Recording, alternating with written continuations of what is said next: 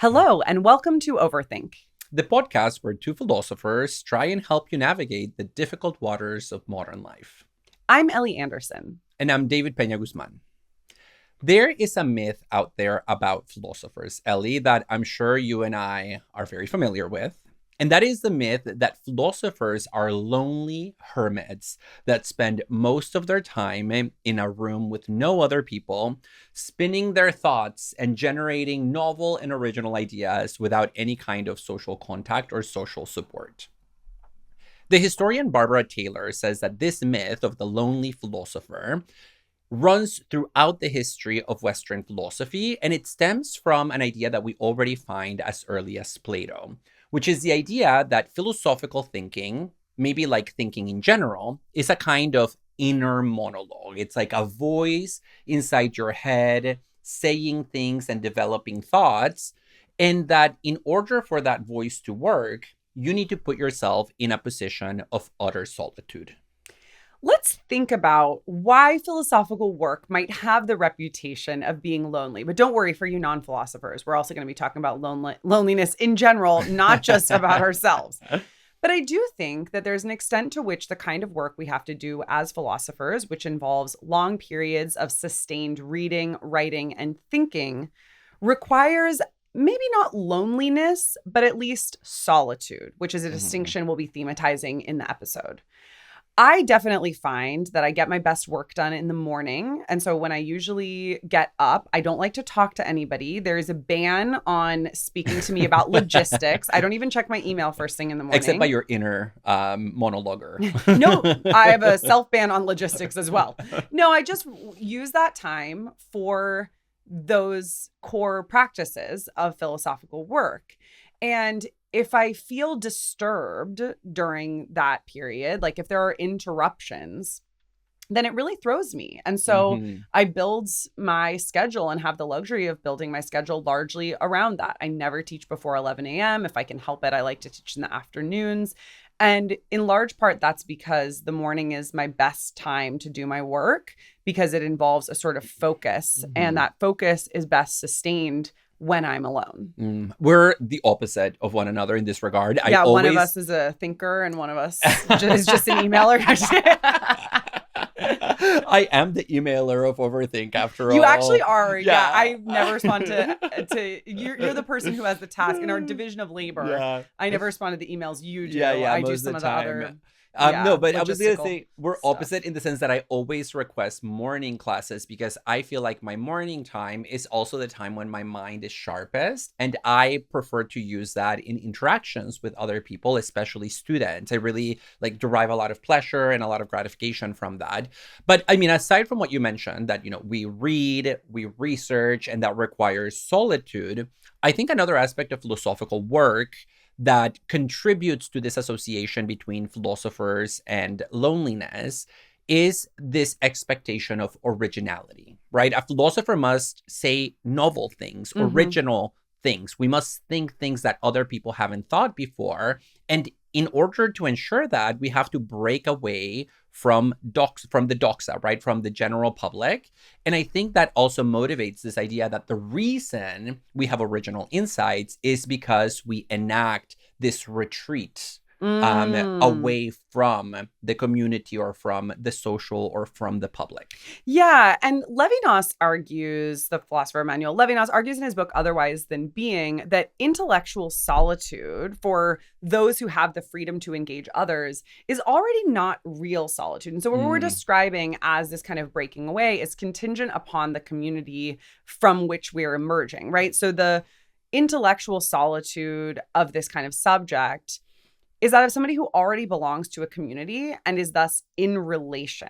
So the structure of every question that's posed in research or in thought, even if it's just posed to oneself, implies the existence of an interlocutor or a community of interlocutors. And I think that's absolutely right. So it's not a absolute solitude, but rather a solitude relative to actual interactions with other people. The questions that we pose are often ones that emerge in conversation with others. No, that's right. And another way of saying that is that every inner monologue is already a dialogue. Yeah. Right? Like there's a question and an answer kind of structure that makes it communicative. I have been saying that for many years. And I mean, I'm really interested in this myth or trope of the lonely philosopher. It's something that I have published about in a book that I recently co-authored with our friend Rebecca Spera from Améry University. Actually, keep an eye out. I don't know if this episode is going to come out before or after my YouTube interview with you and Rebecca, but it'll come around, I think, roughly around the same time. So yeah, it'll come out around roughly the same time. So keep an eye out. I know it's the first time you're going to like officially interview me as like, and somebody else as the guest. That's in a more formal way. You talked to me about the first book. Yeah, like I literally interviewed you about When Animals Dream for an online event and for our YouTube channel. But it was more of a conversation. This is like an actual interview. Okay. Anyway, so we wrote, Professor Rebecca Spera and I wrote this book called Professional Philosophy and Its Myths. And it's a meta-philosophical reflection, like what is philosophy? How do we define it? What's the difference between it and the social sciences and the natural sciences, so on and so forth. And in it, we have a chapter called The Philosopher as One, where we have this, where we focus on this myth that the philosopher is a lonely individual figure who generates by being alone. And, we talk about the fact that this myth is false. We go after the myth in the book. And we note that even the most lonely philosophers, if you think about Descartes, like in his heated room, or some other kind of hermity philosophical figure. Zarathustra, perhaps. They're always enmeshed in a community, even when they think that they are not. And so we talk about how a lot of, especially male philosophers, for example, who were extremely prolific throughout the history of philosophy, were only able to be prolific on the backs of the labor of people around them, like their wives, their sisters, their siblings, their cousins, their mentors, their teachers, whatever you want to say. People love to dunk on Thoreau for his mom doing his laundry. Yes, yeah, exactly. And that's something that we also find like across the board. And even when you think about the spaces, the physical spaces where philosophical thinking is thought to happen, especially solitary spaces like a monastery, or like a room that is by itself, where the philosopher is by himself or herself, even those spaces are already social spaces with social norms, right? Like a monastery is a social space with very particular social norms. Yeah. And so it's never the case that philosophy ever really takes root or flourishes with only one individual. Today, we are talking about loneliness. Why is the experience of loneliness so painful? What conditions might give rise to loneliness? And what is the difference between loneliness and solitude? For an extended version of this episode, community discussion, and more, subscribe to Overthink on Substack. There have been a number of philosophers who've written about loneliness. Philosophers, as you probably know if you've been listening to our show for the almost 150 episodes that we've been doing, usually have very diverging opinions on different topics. That is, philosophers usually disagree. And one thing that we found in researching this episode is that it seems to be the case a lot less with loneliness. The literature generally agrees about the key descriptions and features of loneliness, such that there were so many thinkers that were like, basically saying the same thing as other thinkers. Not to discount them. Maybe they're just like all really hitting on this essential central phenomenon, right? They were not lonely enough when they were philosophizing about loneliness. They were just echoing the crowd. Right? Well, it's just the kind of thing where every article basically begins by saying something to the effect of, everyone knows what loneliness feels like. We've all been lonely before. It's a key part of the human experience. And so there's this kind of convergence on the prevalence of loneliness, perhaps even the ubiquity of it. And then most philosophers go on to say that loneliness is a negative state, and specifically a negative subjective state. It's a state rather than an emotion, but of course it has emotional components. Philosopher Lars Svensson, for instance, states that loneliness has both affective and cognitive dimensions. So let's start here in thinking about Svensson's version of this claim. Yeah, and I think this moves us away from the idea that it's like a simple feeling. I wonder whether maybe we would say that it's a mood. Okay, I don't think I would say it's a mood, but I do think it relates to moods in the same way that it relates to emotions and cognition. But I would say that loneliness is a state. It's a state of relationality or an absence of relationality. Okay, fair enough. And I think one definition that we often see, or at least one that I came to in my research, is that it came across. Thank you. I'm like, what is the preposition? You needed a little relationality. You couldn't get there alone. And it's the following, and it's that it's a subjective state where there is a misalignment between someone's actual social relations and the number or types of relationships that they desire. And so this is a misalignment that obviously has negative effects, which is why loneliness is never described as a positive state for anybody. Well, virtually never. Yeah, virtually never, unless you do a philosophical analysis in some way of it. But the philosopher book De Vries or offer an original interpretation. Okay, of it. I was like, what do you mean? Okay, yeah, and you take an original take on it. Okay. But the philosopher book De Vries, who is the author of a paper on loneliness that shaped my thinking about this, specifically says that it's a state where there's a misalignment between what you have and what you wish you had, such that that state is disutility inducing. So it brings about a negative state of affairs for you.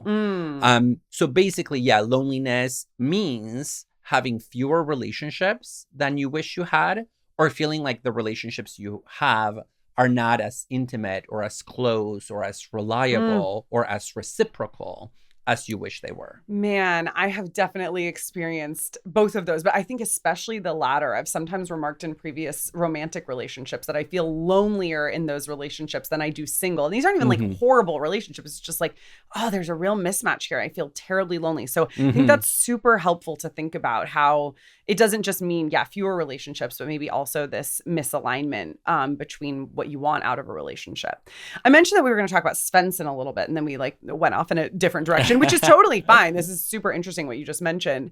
But in his book, A Philosophy of Loneliness, Svensson emphasizes that loneliness is not defined by a lack of social support. So this, I think, really relates to what you were just saying from the De Vries.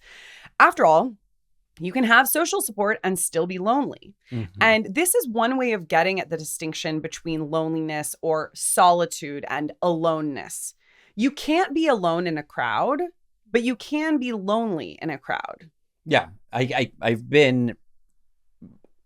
felt lonely in a crowd many times. But yeah, I think you're right about that. In what crowds have you felt most lonely?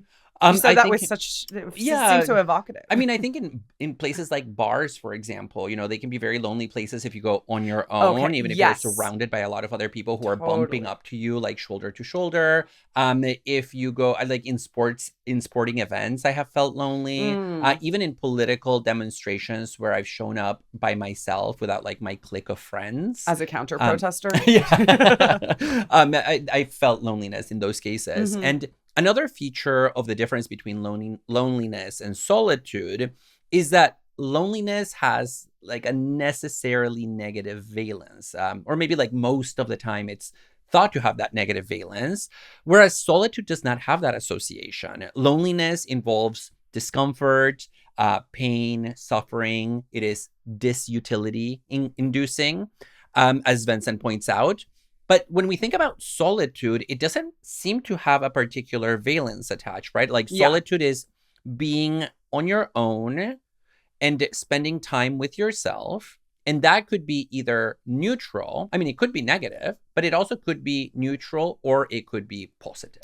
Yeah. And so you were sort of saying it has a necessary negative valence. And then you qualified that by saying, well, most of the time. And I just want to be really, let's clarify that, because I think that can lead to confusion otherwise. When we're talking about most philosophers converging on this view of loneliness, I don't think that we read anybody that said that loneliness did not have a negative subjective valence.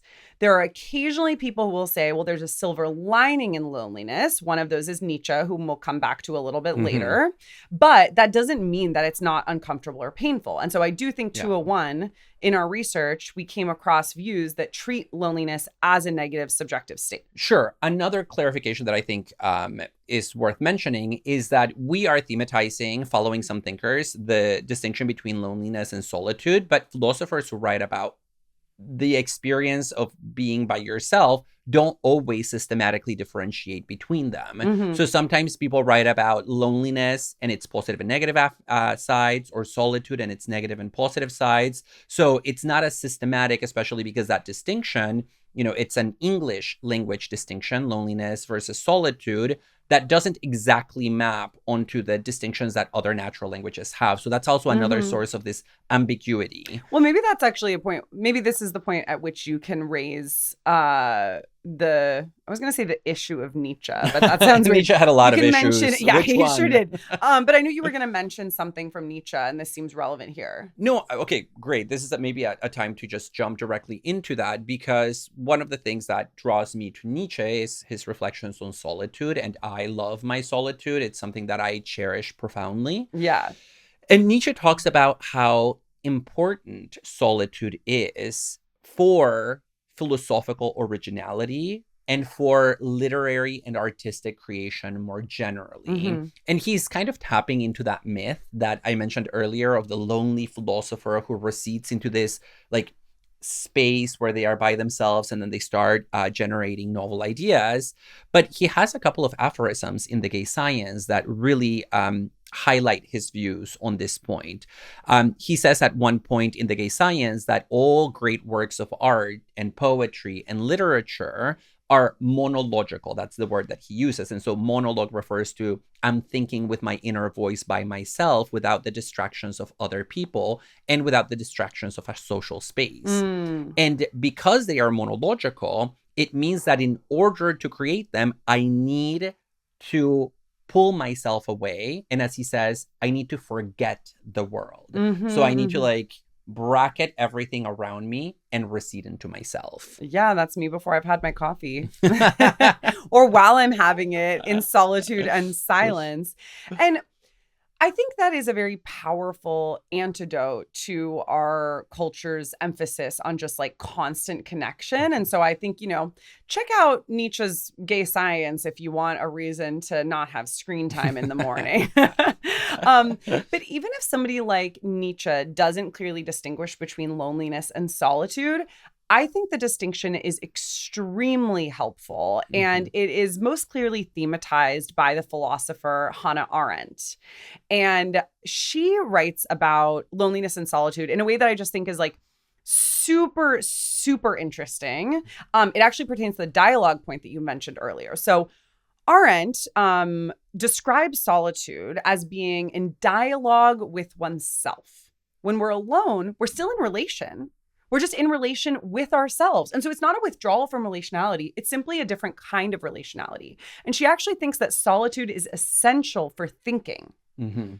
Yeah, and the contrast here is loneliness then for Arendt, because for Arendt, what happens with loneliness as opposed to solitude is that loneliness entails a disrupted or corrupted relationship to oneself and to others. And as she describes it, she says, loneliness, this is a quote from Arendt, is a situation in which I as a person feel myself deserted by all human companionship. And so yeah, it's abandonment, feeling abandoned by others, I would say.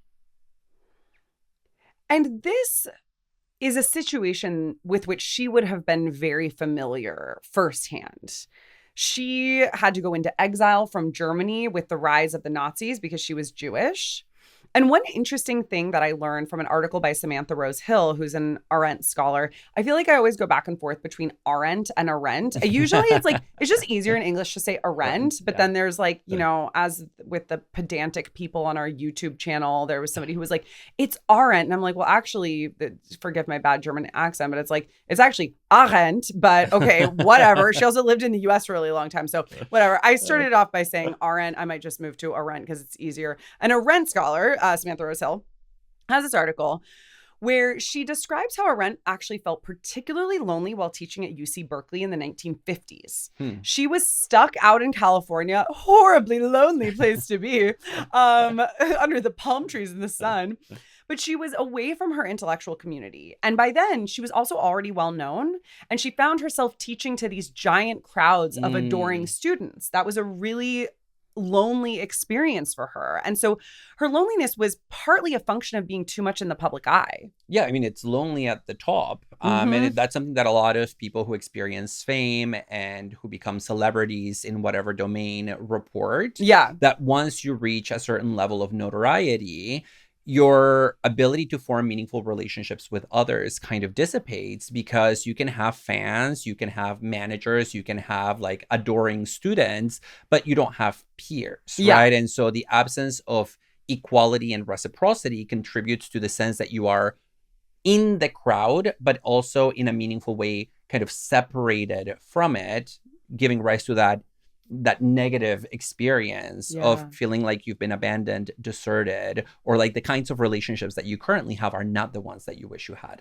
Well, and I also think that one reason for that is that famous people have to question whether those they meet in social settings are just trying to use them for some reason. And I think that goes back to the point we discussed earlier about how loneliness isn't merely the absence of interaction, but may involve having relationships that are unsatisfying to you, right? And here the case would be that you're always having to ask whether there's an ulterior motive. That's terribly lonely. And I want to say something here, though, about what loneliness can give rise to for Arendt, because as sad as famous people's loneliness is, there are bigger problems in our view. And for her, the main problem with loneliness is that it primes us for totalitarianism. When we're cut off from human companionship, we feel abandoned, like you said, and we start to lose our grip even on reality. So the difference between fact and fiction starts to become blurry. And we become susceptible to dangerous ideologies. And as we become more and more isolated, we stop having new experiences. And this means we get further caught up in the stories we tell ourselves about the world. We're not getting any feedback from the world that might push back against our interpretation. And so this is a sense in which loneliness breeds totalitarianism. Yeah, and I think it's in that gap that things like propaganda really operate, right? They take advantage of this breakdown in our perception of what is real to take advantage of our affect, our feelings, our emotions. And I do think that the current rise of fascism in the world and in the United States can be explained, at least partially, through the fraying of social bonds. The fact that people don't have a sense of community, they don't feel like they are part of a shared project. And that does leave us very vulnerable to the machinations of a strong man who promises us unity in some way, in this case, through force and through the identification of scapegoats. And, when we think about the rise of fascism,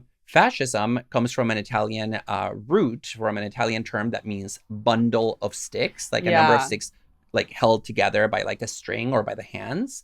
And so it's a promise of unity for individuals who feel disunified or who feel scattered. Exactly. And that's also something that Arendt talks about in her description of the mass in totalitarianism. The mass is not a community. It is a collection of isolated individuals. And I should say, I mentioned earlier that loneliness primes us for totalitarianism, but then I said it breeds totalitarianism. I just want to disambiguate that point because she says it primes us for totalitarianism. But that's a little bit different. I think it was maybe imprecise when I said it breeds totalitarianism, because instead what's happening is it's just like allowing totalitarian forces to take root in us, but it's not itself causing totalitarianism. I think what you are identifying here, though, in terms of the potential relation to our current situation is absolutely something that I was thinking about. And anytime I teach Arendt on this point. Students are really interested in its relevance to the present day. Because when you think about the kind of loneliness that we are seeing today, it's even so much more easy to experience than when Arendt was writing this, 2/3 of or three-quarters of a century ago, almost now. Yeah, no, that's right. And I think what I like about Arendt's writings on totalitarianism is the way she focuses on affect in her description of the masses and the population. And if we think about loneliness as something that inclines us toward negative affect, it makes it such that fascist leaders and totalitarian ideologies have like a ready-made hook to like pick us up with in order to carry us on this project of destruction and victim blaming. And I think this tells us something about the nature of totalitarianism and how it operates, which is that it's not about just like beliefs that people have about the way politics should be organized. A lot of it is about letting dark energies, repressed energies, and feelings like an exit. And that's what fascism and totalitarianism give us. They give us a release that make us feel as if we're kind of being unified again, but through the figure of the strongman or through the figure of the party. Yeah. So it's like an external unification of the self. And that is so different from the loneliness that is so different. It's not, sadly, it's not. It's so different from the solitude that she describes, because the loneliness, as we have it here, and I would say especially in our current situation of people feeling really lonely and isolated from one another because they're just stuck on their screens all day, actually involves an absence of relation to the self, an inability to relate to oneself. It's almost like we escape it. Why can't I talk to you? Since we moved to video and now we like can't cut, it's like we used to just be able to restart the sentence. So whether you're watching us on audio or on video, we're getting a little bit more ad hoc these days. So we are so tempted nowadays to escape the dialogue with ourselves by finding a form of pseudo connection online. And so I think building up solitude as an art is actually a really important antidote to loneliness. We live in a lonely world. And in The Origins of Totalitarianism, Arendt says that loneliness used to be a rare experience for marginalized people like the elderly, right? And even some social science research today does associate the elderly with the experience of loneliness. Oh, yeah, it's a huge problem. But there's been this evolution in our collective experience of loneliness where it's now become an everyday experience for the majority of people in the 20th century. So it went from being rare and targeting particular people to being relatively widespread and quite common or persistent. And the situation nowadays, I would say, is even worse when we think about how much time we spend both at home by ourselves. Like I'm thinking about this in the era of working from home, during COVID also, because so 20th century, that's what you were describing Arendt's view. Yeah, now you're moving to 21st century. Okay. Now I'm thinking today. Just making clear so our listeners don't think you think we're living in the 20th century. Yeah, they almost got fooled by me. And so today, when you're thinking about how much time we spend at home, but also how much time we spend online, we have reason to believe that that loneliness is becoming even more of a central feature of our everyday experience. And it's become such a problem globally that some governments have started taking really intriguing steps to try to combat the collective problem of individual loneliness. So, for example, even before the COVID pandemic, the UK launched this End Loneliness campaign that got a lot of attention in the media. Wow. And in 2021, Japan appointed a minister of loneliness, like an actual cabinet position of a minister whose job is to address loneliness in Japan. Minister for Loneliness really sounds like something out of a novel. And I think the reason that you're seeing these efforts at a national level is because we're beginning to realize how negatively loneliness affects people's lives. Mm-hmm. In his book on loneliness, Svensson points out that loneliness is not a disease in the technical sense, but that it is associated with negative health outcomes for many people. And so for one, loneliness is a strong predictor of mortality. The effect on mortality risk, he says, can be compared to smoking 10 to 15 cigarettes a day. Oh, wow. Yes. And it is greater than the impact of obesity or physical inactivity. And I will also say, he points out that loneliness can increase the risk of dementia, speed up aging, and decrease sleep quality. And I'll just say, I have noticed that a lot with my dad, who recently moved from living alone to moving in a home for the elderly. And like, we can critique homes for the elderly in our society on many different fronts, but he's in a great place. And it has been so transformative for him just to see how he went from like being really lonely to now having social interaction. Mm-hmm. And not just in that sort of mood or emotional level, but also for cognition. As somebody who's experiencing cognitive decline, moving into a home has been I've witnessed huge improvements in his memory, in his ability to sustain conversations. Like, it's just incredible. Yeah. And I mean, you're alluding to physical and cognitive health.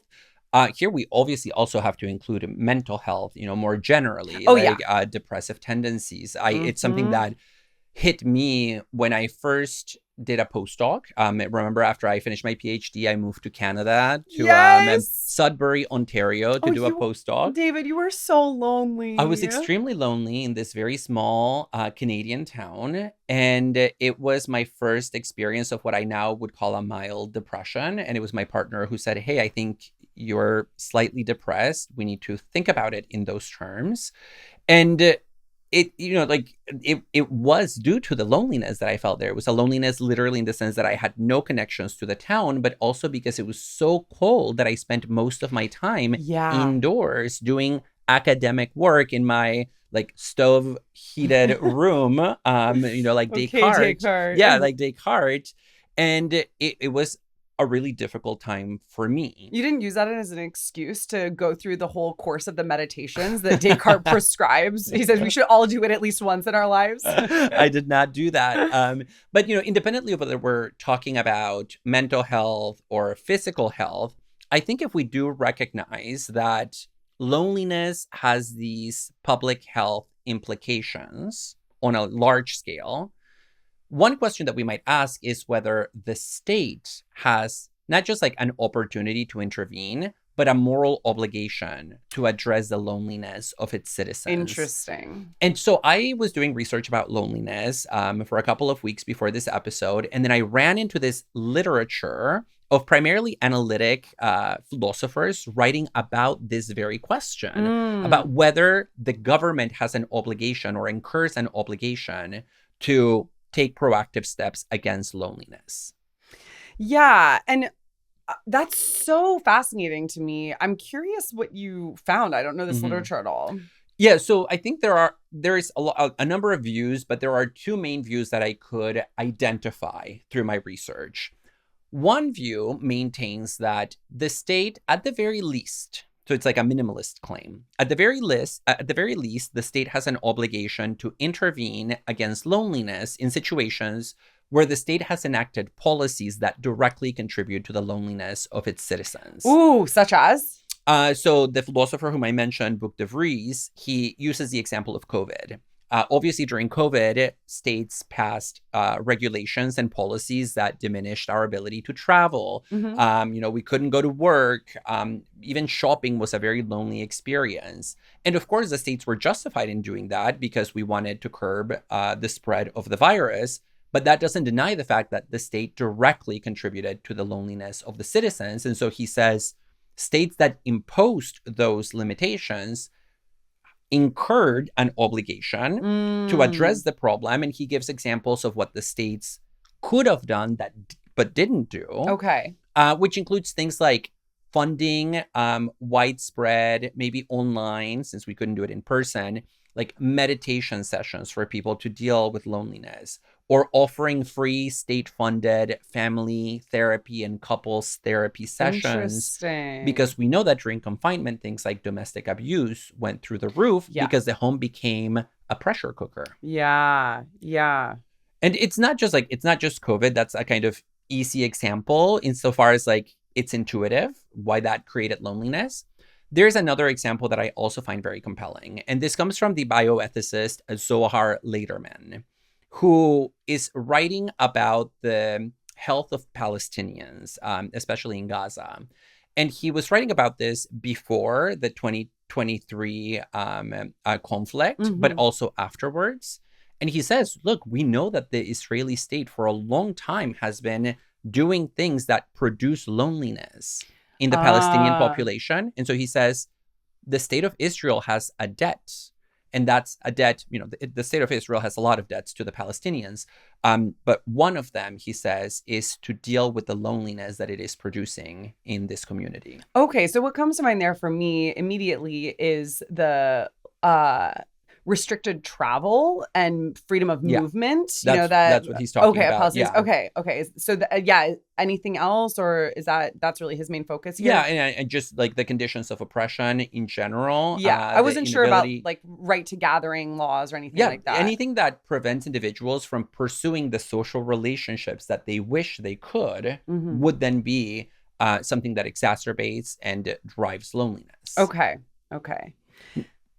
Now, I mentioned that there are two views that I could discern here, right?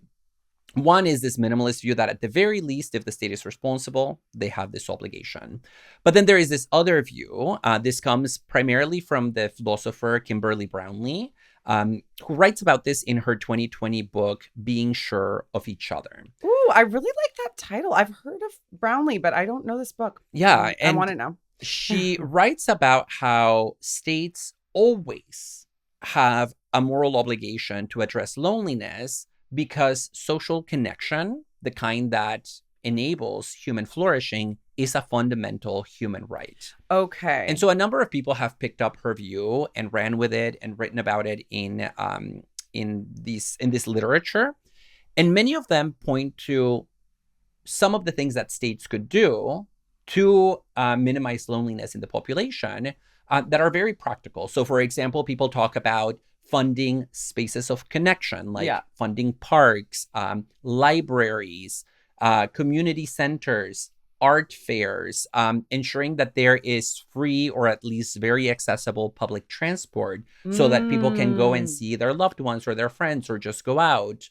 There are also proposals for encouraging and incentivizing intergenerational contact. Okay. So that especially the elderly who are especially impacted by loneliness have a way out of this. So I've seen some proposals that are really interesting about like installing infant care facilities in elderly care facilities so that there is contact between elderly people and young people. And it kind of kills two birds with one stone, that kind of thing. But then there are all other kinds of proposals about like, giving people access to pets, which I think is kind of cute and adorable. Yeah. And also a way to combat loneliness. Where I stopped following this literature is when people started talking about AI companions. Okay. Yeah. Okay. Well, so maybe I'm curious to hear a little bit more about that. But one thing that just comes to mind for me here is how the rights lead to correlative obligations for other people. So let's leave aside AI right now, and maybe states, because, it's one thing to create a public park, but I'm thinking about Amia Srinivasan's arguments around the right to sex and how, like, if we say that people have a right to sex, then does that mean that other people have obligations to provide sex? And that's kind of a horrifying conclusion, especially when we think about how that would look in practice from a gender perspective.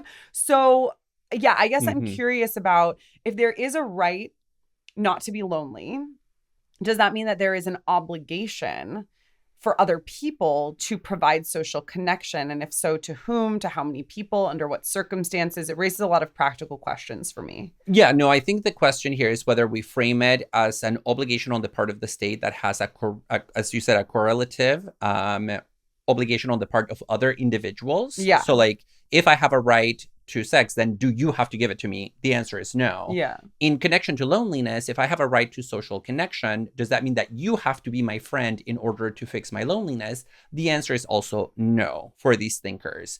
And the reason for that is because I have a right to the conditions for social connectivity, but not to social connection with any one particular person, because my human right to social connectivity must be balanced against the right to privacy and also the right to isolation, right? If somebody wants to live off the grid, they have that right, and it would be a wrong to prevent them from that. Okay. And so here I think we also can just like emphasize that this is an obligation on the part of the state. It's the state that discharges that, not particular citizens. Okay. And then maybe that's an opportunity to think about AI, because I think a question is whether AI companionship would give us the kind of social support that would mitigate loneliness. I think our answer to that would likely be no.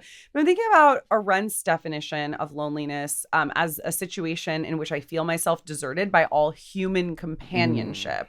So for Arendt, it would be defined in terms of a human connection or absence thereof. And I guess you could come back and say, well, if we take Arendt's claim seriously that solitude is a dialogue with oneself, could we say that we could have that through the medium of an AI? I'm not so sure about that. I have to think about that more. I wouldn't want to, maybe dismiss it outright. Because like, for instance, if you do free writing in your journal and that provides a support for your thinking and a dialogue with yourself, maybe we would want to say that's not so different from using an AI mediator. I'm not sure. Yeah, maybe. I as you know, I do tend to be very suspicious of AI in general. But the case that I find really interesting here is the case of pets, not surprisingly, since I work on animal studies. Yeah. Okay, tell us about that. Well, it's just that a lot of these thinkers recognize that in some cases, human connection is very difficult to build, right? Like making friends can be hard if you're alone, if you're in a big city, whatever the case might be. And for better or worse, non-human companions are companions that satisfy deep emotional needs that we have. You know, we know from sociological research that people are unwilling to trade their pets. People are unwilling to buy or to sell their pets for like $3 million if you were to offer it to them, because there's a genuine connection. And so I do draw a distinction between our relationship to AIs and our relationship to non-human living organisms. Okay. And so just the idea of like a state-owned pet providing facility is wonderful to me. It's like, oh, I want a pet. Let me go see what the state has in store. I love the idea. I sometimes lean towards pet abolitionism, but maybe that's a different discussion. So I will say, you know, on the face of it, that seems cute. But I think the question is, would more parks and pets address the root causes of loneliness? Because I think if we're talking about the kinds of features of our societies that lead to loneliness, we need to be looking pretty deeply. And a couple of things that I would focus on here. One is the nature of work under capitalism. I mean, one of Marx's central claims is that capitalism alienates worker from worker, and also worker from capitalist. And so there are distinctions both between classes and within classes that emerge with the kind of nature, with the nature of the work that we do. I also think, as much as I love working from home, and that was actually one of the reasons that I went into academia to begin with, I think entirely working from home can absolutely produce more loneliness as well. And when we treat work as simply about the bottom line of productivity, that is a recipe for loneliness. And another thing beyond the nature of work under capitalism that I would think about here is what's sometimes known as the male loneliness epidemic. And that was one of the reasons I was interested in doing this episode, actually, is to probe the male loneliness epidemic a little bit. But what we found from a Pew report is that the male loneliness epidemic might not even be a thing. Like, it might not exist because men don't report loneliness at higher rates than women do. 16% of Americans who vary greatly by age, but not by gender, report being lonely.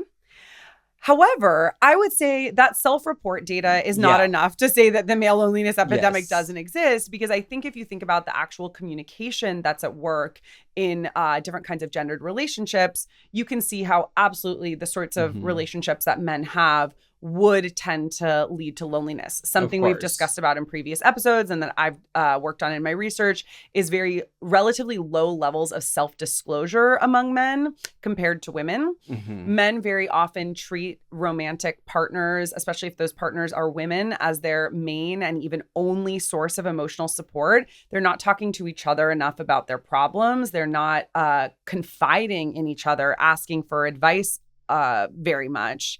And that same report also showed, in this vein, that men and women have close friends at the same rate, although I really have questions about how that's defined, but men communicate with their close friends less than women do. And so I think we can think about both the frequency and the depth of men's communication with one another as, producing what we might call a loneliness epidemic. Yeah, and you've talked also about male alexithymia. So it's like, do men not report loneliness because they don't know that they are lonely? Because they don't tend to have a very good connection to their own feelings and be able to name them, which is really sad. But yes, and it is a real problem, very well documented one. And so I like that you're bringing up this question of the root causes, right? Yeah, maybe a cat or a dog is not going to solve these deeper problems tied to capitalism, tied to the gender system that dominates our way of life. I would say there are other structural causes that also we need to think about that make the problem even more intractable. I think here about the nuclear family. I did not grow up in a nuclear family. I grew up being raised by a group of aunts and uncles and grandparents and no father figure. And so from my perspective, the nuclear family was very scary because it seemed, relative to my experience of childhood, like a shrinking of my peers' world. And so the value that we place in like blood and family and never leaving your family, no matter how difficult or toxic the relationships might be, it can conduce to feelings of loneliness, especially if you don't want to, or if you don't feel like you can disclose things to your family members that are essential to your well-being. Or if you just can't have the kind of relationship that you wish you could for a number of reasons, right? Like if your family is your whole world, it's possible that you feel like you are alone in that little crowd, like the family as a small crowd or as a small mass in the Arendtian sense. Aside from that, I would also add as a structural problem, urban planning. Oh my God, yes. It's something that we talked about, or at least we touched upon in our episode on neighbors. And that, the city sometimes feels like this. I'm like, okay, yeah, I forgot. No, just kidding. I do remember that. That was really recent. I thought you were going to talk about our cities episode. Oh, but, yeah, maybe there too. But the idea that the city, because of the way it is designed, feels like a big hotel, where our only interactions with other people tend to be either transitional or ephemeral or transactional, or we experience interactions as nuisances and as bothersome, right? Like when you hear your neighbors in a hotel making noise and you wish they weren't. So all of these things really raise the question of how do you fix something structural without deeper changes that go beyond maybe these more surface/cosmetic proposals. Absolutely. And urban planning is such a key feature here.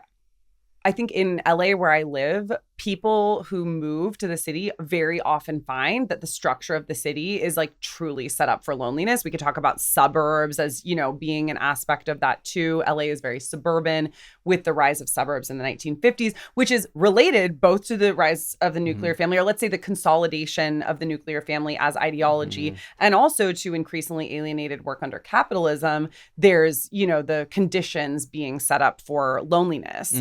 And so I think what we see here is that Although the parks and pets and some of the other solutions on offer might help a bit, the problem is much deeper than just individuals having tools to connect with each other. The problem is really in terms of the very underpinnings and institutions of the society in which we live. No, that's right. And I think we make a mistake when we individualize the problem of loneliness, or we pathologize it and see it as something that people need to pull themselves out of by their own bootstraps. Yes. But I have to say that if we identify these structural problems, like gender, capitalism, the nuclear family, what was the other one that we talked about? Urban planning. Thank you.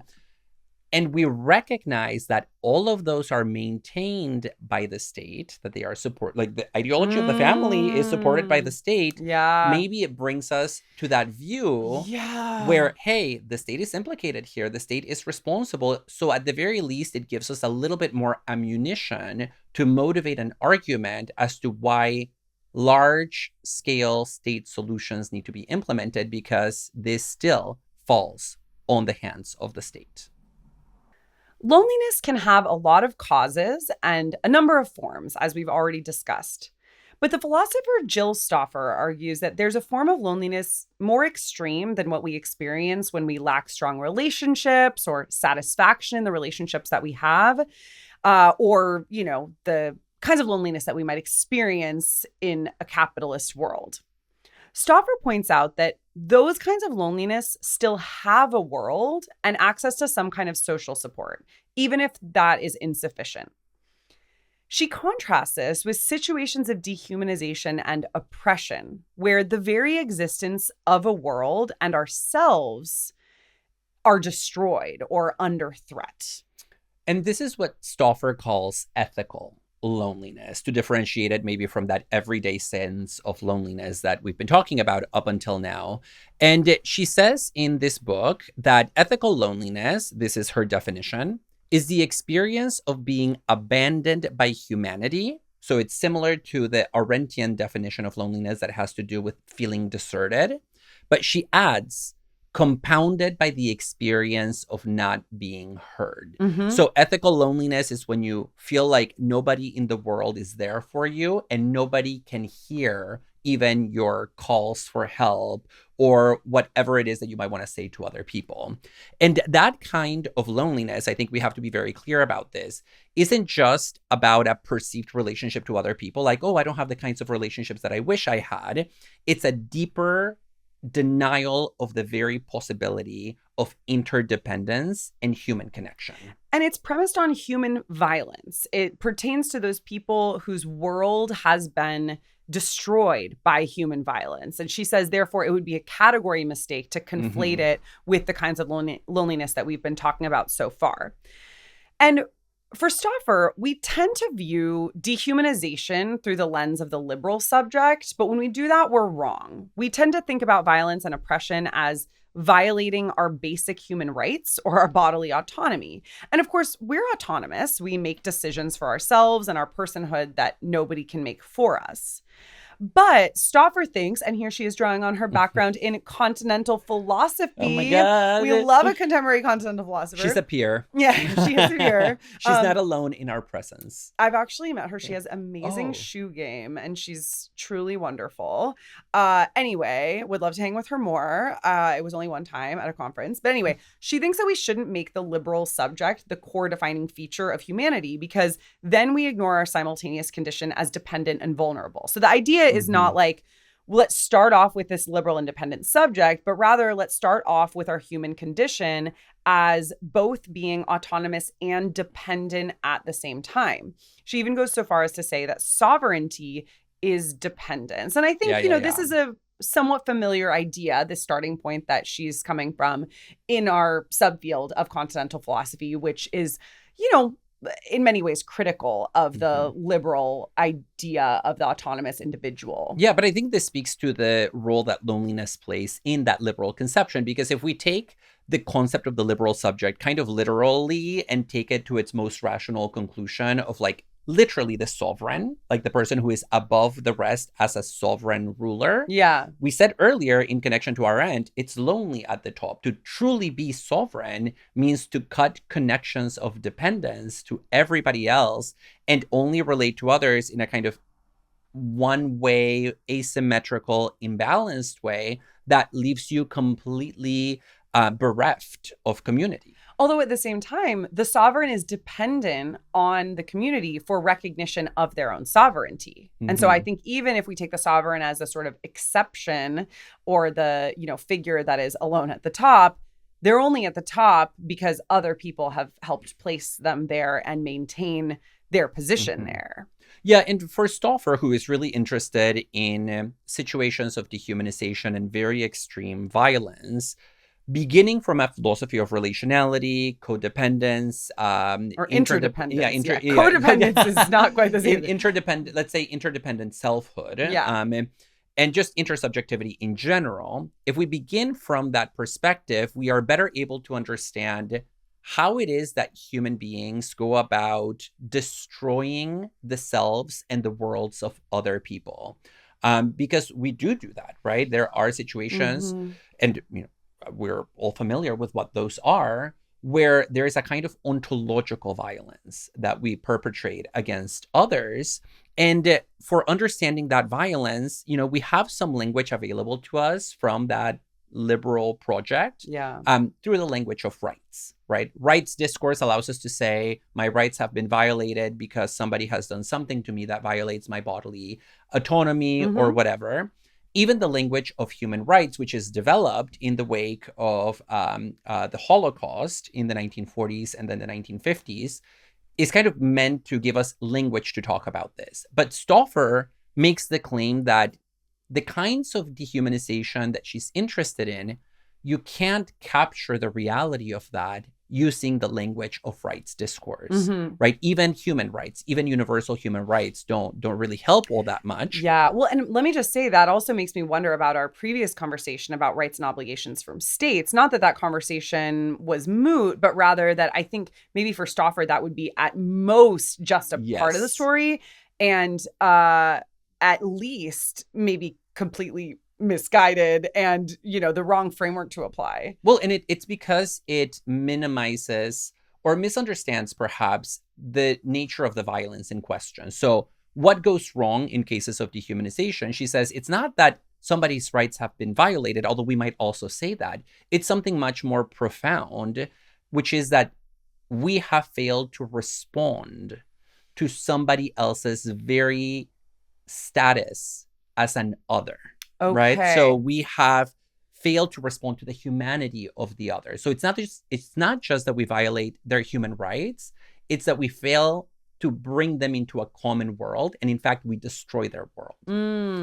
Well, that's why the subtitle of the book is The Injustice of Not Being Heard. Right. Yeah, exactly. Yeah. And so the injury is both. It's the destruction of the world and then the not hearing what the other tells us about the destruction of their world, which is why the proper response must include addressing the original harm, but it can't stop there. You also have to address the subsequent silencing that grows out of that original harm. And she writes a lot, for example, about truth and reconciliation commissions, where she says that they do important work because of the lasting nature of that need by the victim to be heard.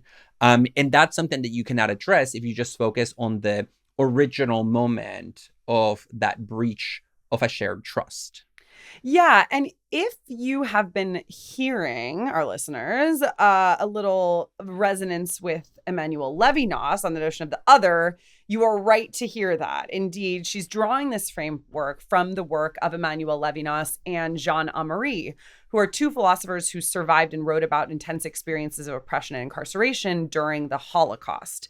And Améry is not somebody that I don't think we've ever talked about him. I don't know his work well, but it's really interesting to hear Stauffer write about him. And now I want to read more. But Améry was a half Jewish writer, philosopher, and member of the Belgian resistance. And he was arrested, tortured, and imprisoned for years in Nazi concentration camps. And he describes these experiences in visceral and often poetic detail in his essays, including one on torture specifically. Yeah, and I've read Améry.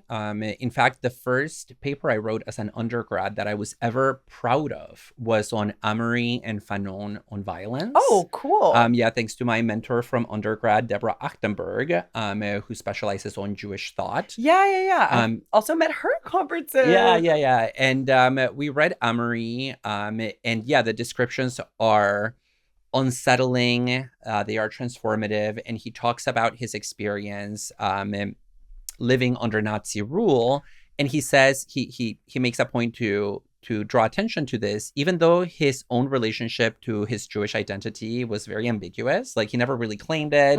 He didn't think much of it. Like, his mom was a Catholic, his father was a Jew, but he was just like not really that invested in that, and yet he suffered the most intense shattering of his world by virtue of it. Yeah. And he writes a lot about the breach of trust, like the loss of trust in the world that happens in the wake of these forms of ontological violence that we've been talking about.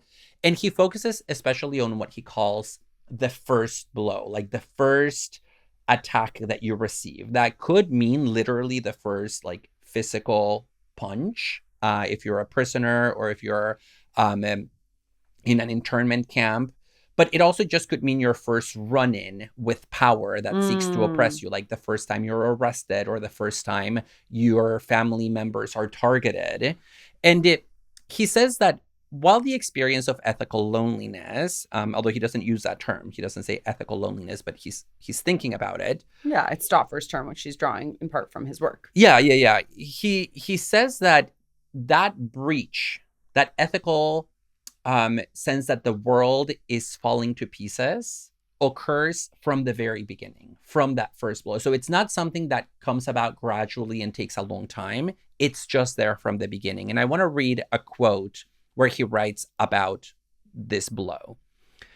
He says, "Simple blows, which really are entirely incommensurable with actual torture, may almost never create a far-reaching echo among the public. But for the person who suffers them, they are still experiences that leave deep marks. The first blow brings home to the prisoner that he is helpless, and thus it already contains in the bud everything that is to come." And that breach of trust that's involved here is really central to his understanding, as Stauffer describes it. Because the violence of police brutality and torture, first and foremost, violates your trust in the world. And that is the expectation that other people will follow social contracts and respect your well-being. And so when you see that first blow, that being disrupted, there is this sense of shattering that emerges. And the trust that we usually have includes the certainty that we might receive help as a fundamental experience of humanity. And you can see how that loss of trust would lead to such intense loneliness. And so that's also really interesting to think about here, the relationship between trust and loneliness. And the less social trust we have, the more loneliness we have. And for Améry, he describes this trust in the world as ultimately leading to a form of death, where he says that when violence is inflicted with no hope of help and no defense against it, a part of our life ends and it can never be revived. And so this is not a literal death, but a kind of abandonment by humanity. That's related to the trust. And he writes a lot about the importance of thinking about the individual. Like, there's a lot in his writing about the I that is the site of this violence in these, conditions of emergency, like the Holocaust, and thinking about how the attack of an individual is the loss of a universe, and how limiting legalistic discourse is for thinking about the trauma that brings about. And your comment or your allusion to the social contract makes me think about this, because if we think in legalistic terms, We often think about violence as a violation of one of the terms of the social contract, but we still expect the system of law as a whole to kind of give us the right reparation or to give us the right retribution for that. What Améry is talking about are situations where the social contract itself has been put out of play, right? As happened in the Holocaust. Yeah. And so in those cases, the language of rights and entitlements and obligations and rights and duties from a legal, political perspective no longer seem to apply because we're in a state of lawlessness where it's about the most brutal forms of violence and the destruction of worlds. You're not even an individual who might get bundled together with a bunch of other individuals. You're rather an individual stuck out there completely alone. And who will become nothing.